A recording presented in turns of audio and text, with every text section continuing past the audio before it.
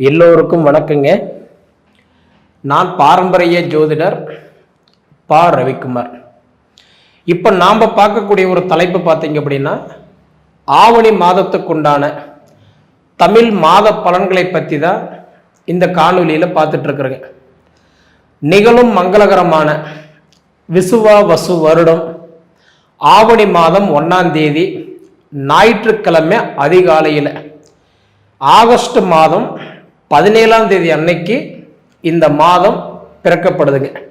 இது போக பார்த்தீங்க அப்படின்னா 29ஆம் தேதி அப்படின்றது பார்த்தீங்கன்னா தேய்பிறை அஷ்டமி, கால பைரவருக்கு நம்ம கும்பிடக்கூடிய ஒரு அற்புதமான நாள். நிறைய பேருக்கு தொழில் பிரச்சனை இருக்கும், குடும்ப பிரச்சனை இருக்கும், வாழ்வாதாரம் பிரச்சனை இருக்கும், சிலருக்கு நிம்மதி இல்லாமல் இருப்பாங்க. இதுக்கெல்லாம் பார்த்தீங்கன்னா அதாவது தேய்பிறை அஷ்டமி அன்னைக்கு கால பைரவரை வழிபடுறது ஒரு அற்புதமான ஒரு நாட்கள். சரிங்களா? கும்பராசி நேயர்களே, கும்பராசியில் பிறந்தவங்களுக்கு இந்த ஆவணி மாதம் என்னென்ன மாற்றங்களை கொடுக்க போறாரு அதை பற்றி தான் இந்த காணொலியில் கொஞ்சம் ஆதாரபூர்வமாக நம்ம பார்த்துட்டு இருக்கிறோம். கும்பராசிக்கு இந்த ஆவணி மாதம் அமோகமான ஒரு நேரம். ஆதாரபூர்வமா உங்களுக்கு நான் பொறுமையா சொல்றேங்க, கேளுங்க. அதுக்கு முன்னாடி ஸ்கிப் பண்ணாத பாருங்க. நம்ம என்ன சொல்ல வரோம் அப்படின்றத நீங்க அப்பதான் முழுமையா தெரிஞ்சுக்க முடியும். கும்பராசி சனி பகவானுடைய ராசி. மகர ராசி, கும்பராசி, இந்த ரெண்டு ராசிக்கு அதிபதி இருக்கிறாரு பாத்தீங்களா? சனி பகவான் தொழிலுக்காரகன், தொழிலுக்கு அதிபதி தான் இந்த சனி பகவான். ஒரு மனிதனுடைய வளர்ச்சி நல்லா இருக்கணும் அப்படின்னா இந்த நல்லா இருக்கிறவங்களுடைய ஜாதகத்தை எடுத்து பாருங்க, அவங்களுக்கு சனி பகவான் நல்லா இருப்பார். நிச்சயமா சொல்றேன். ஒரு மனிதன் ஒரு லைஃப்ல ஒரு நல்ல செட்டில் ஆயிட்டாங்க அப்படின்னா அதுக்கு முதல் காரணமே சனி பகவான் தான். ஒன்றும் வேண்டாம், மற்றவங்க நீங்க போய் தொலாவ வேண்டாம். உங்களுடைய ஃப்ரெண்ட்ஸுகள், உங்களுடைய நண்பர்கள், உங்களை சுற்றி இருக்கக்கூடிய உறவுகள், அதாவது உங்க கூடவே இருந்துட்டு வேலைக்கு போகாம சரியான சம்பளம் இல்லாம சும்மா சுத்திக்கிட்டு இருந்துட்டு திடீர்னு பார்த்தீங்கன்னா அவங்களுக்கு ஒரு கவர்மெண்ட் வேலை கிடைச்சிருச்சு, வெளிநாடு போயிட்டாங்க. அதே மாதிரி பார்த்தா அவங்க சொந்த பிஸ்னஸ் வச்சுட்டாங்க, வீடு கட்டிட்டாங்க, காடு வாங்கிட்டாங்க, ஐடி கம்பெனில இருந்து இன்னைக்கு பெரிய அளவுக்கு ஒரு போஸ்டிங் வாங்கிட்டாங்க, இன்னைக்கு நல்லா இருக்கிறாங்க அப்படின்ற இருக்கிறவங்களுடைய ஜாதகத்தை நீங்க எடுத்து பாருங்க. அவங்களுடைய ஜாதகம் கண்டிப்பா சனி பகவான் அவங்களுக்கு கை கொடுத்துருக்கும். இது நான் உங்களுக்கு ஏன் நான் சொல்றேன் அப்படின்னா, ஒருத்தருடைய ஜாதகத்துல முதல்ல எந்த கிரகம் நல்லா இருக்கிறோம்னா சனி பகவான் முதல்ல நல்லா இருக்கணும். அவரு தான் தொழிலுக்காரகன், தொழிலுக்கே அதிபதி. சரியா? அதே மாதிரி படிப்பு சம்பந்தப்பட்ட விஷயத்துல பாருங்க, படிக்கவே இல்லை, இவன் பார்த்தா இந்த அளவுக்கு பேசுறானே, இவனுக்கு படிப்பு பத்தி தெரியாது, நாகரிகம் இல்லை, அந்த அளவுக்கு ஒரு மூளை இல்லை, தெளிவான பேச்சு இல்லை. இப்படி பார்த்தா நீங்க சூப்பரா ஜாதகம் நல்லா பேசுறாரு, நல்லா கட்டான்றது படிக்கிறாரு, நல்ல வேலையில் இருக்கிறாரு, படிக்காத மனுஷன் மாதிரியே தெரியலையே அப்படின்னு பார்த்தீங்கன்னா அவங்க ஜாதகத்தில் எடுத்து பாருங்க, புதன் பகவான் நல்லா இருப்பாரு. இதெல்லாம் நான் ஏன் சொல்றேன்னா, அழகுக்கு சந்திரன் நல்லா இருக்கணும். ஒருத்தர் அழகா இருக்கிறாங்களா, அவங்க ஜாதகத்துல பாருங்க சந்திரன் நல்லா இருப்பார். சரிங்களா? சந்திரன் சார்ந்த நட்சத்திரத்துல பிறந்திருப்பாங்க, சந்திரனுடைய ராசியில பிறந்திருப்பாங்க, சந்திரனுடைய லக்னத்துல பிறந்திருப்பாங்க, அதாவது கடகராசி கடக லக்னத்துல பிறந்திருப்பாங்க, அவங்க அழகா இருப்பாங்க. படிச்சிருக்கிறவங்க பார்த்தா அவங்களுக்கு புதன் பகவான் மிதுன ராசி கன்னி ராசியில பிறந்திருப்பாங்க, ராசியிலேயே லக்னத்திலேயே அவங்க நட்சத்திரத்திலே பிறந்திருப்பாங்க. இது நான் ஏன் சொல்றேன்னா, அது போல உங்களுடைய ராசிக்கு அதிபதி சனி பகவான். பொதுவாகவே நீங்கள் ஒரு கை நீட்டிங்கன்னு வச்சுக்கோங்களேன், அவங்க சூப்பரா இருப்பாங்க. ஒண்ணு வேண்டாம், ஒரு சாம்பிளுக்கு ஒருத்தருக்கு நான் இருக்கிறேன்ப்பா, நீ தைரியமா இந்த விஷயம் செய்ய, நான் பார்த்துக்கிறேன் அப்படின்னு சும்மா நீங்க லைட்டா அவங்களுக்கு ஒரு சப்போர்ட் பண்ற மாதிரி நீங்க சொல்லுங்க பாருங்க, இல்ல சப்போர்ட் செஞ்சு பாருங்க, அவங்க சாதிச்சிருவாங்க. ஆனா நீங்க சாதிக்க முடியாது. கும்பராசி பொறுத்த வரைக்கும் என்னன்னா ஏணி மாதிரி, உங்களை வச்சு மற்றவங்க ஏறி ஏறி ஏறி மேலே போயிடலாம். ஆனா மீண்டும் மீண்டும் நீங்க ஆரம்பிக்கிற இடத்துல உட்காந்துடுறீங்க. அதுக்கு நான் சொல்ற விஷயம் என்னன்னா, ராசின்றது ஒண்ணுதான், கும்ப ராசின்றது ஒண்ணுதான். ஆனா கும்ப ராசி ஒன்னா இருந்தாலும் ஆனா நட்சத்திரம்ன்றது வெவ்வேறு. புரியுதுங்களா? இப்ப பொதுவா பாத்தீங்க அப்படின்னா நான் வந்து அதாவது அவிட்ட நட்சத்திரத்துல பிறந்திருக்கிறேங்க அப்படின்னு ஒருத்தர் சொல்லுவாங்க. ஒருத்தர் பாத்தீங்கன்னா சதய நட்சத்திரத்துல நான் பிறந்திருக்கிறேங்கன்னு சொல்லுவாங்க. ஒரு சிலர் பாத்தீங்க அப்படின்னா நான் பூரட்டாதி நட்சத்திரத்துல பிறந்திருக்கிறேன்னு சொல்லுவாங்க. அப்படி பாத்தீங்கன்னா அவிட்ட நட்சத்திரத்துல பிறந்தவங்களுக்கு வந்து அதிபதி யாருன்னா செவ்வாய், சரிங்களா? அதே மாதிரி சதய நட்சத்திரத்துல பிறந்தவங்களுக்கு அதிபதி யாருன்னு பார்த்தா ராகு. பூரட்டாதி நட்சத்திரத்துல பிறந்திருந்தீங்கன்னா அதிபதி வந்து குரு.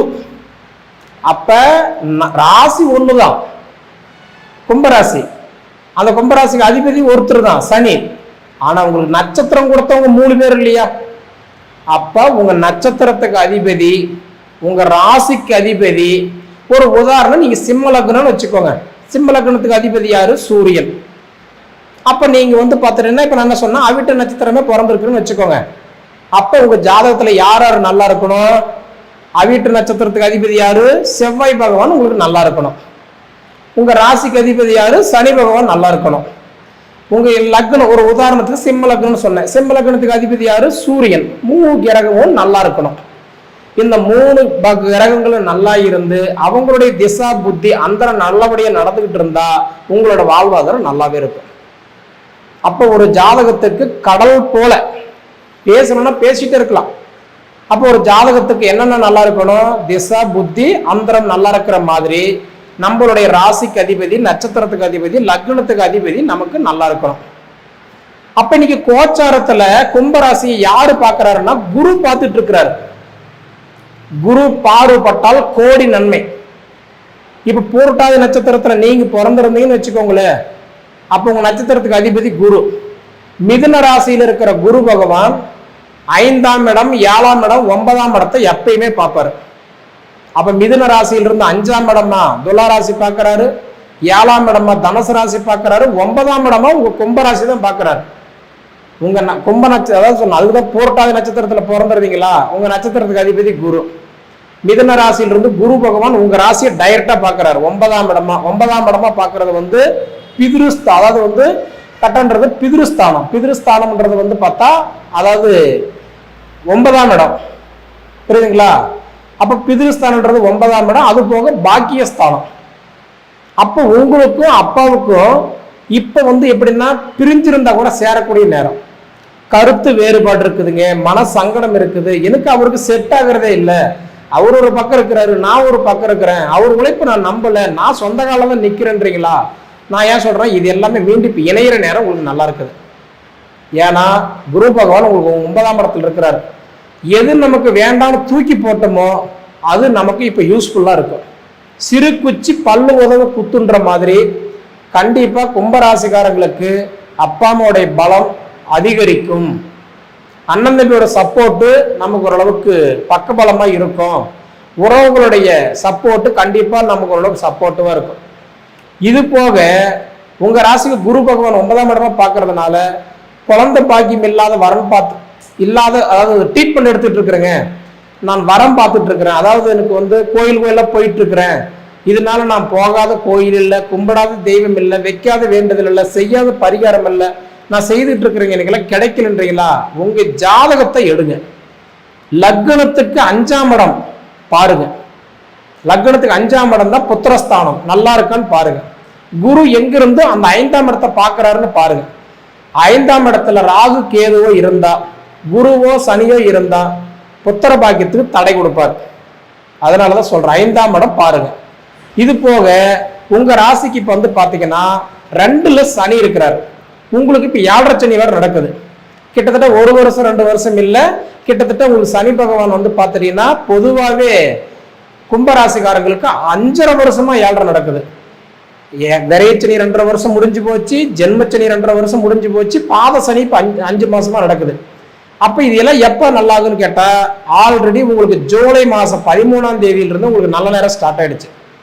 ஏன்னா இப்ப சனி பகவான் வக்கரத்துக்கு போயிட்டாரு. வக்கரம்னா என்ன? ரிபேஸ்ல வர்றது, இயல்புக்கு மாறாக வேலை செய்யறது. அப்ப சனி பகவான் வக்கரத்து போனதுனால உங்களுக்கு வந்து கிட்டத்தட்ட ஒரு 4.5 மாதம் நல்லா இருக்கு. குறிப்பா இதுல 1 மாசம் போயிடுச்சு, இன்னொரு 3.5 மாசம் உங்களுக்கு நல்லா தான் இருக்குது. நீங்க ஏதாவது செய்யற மாதிரி இருந்தா இப்ப செஞ்சுக்கலாம்.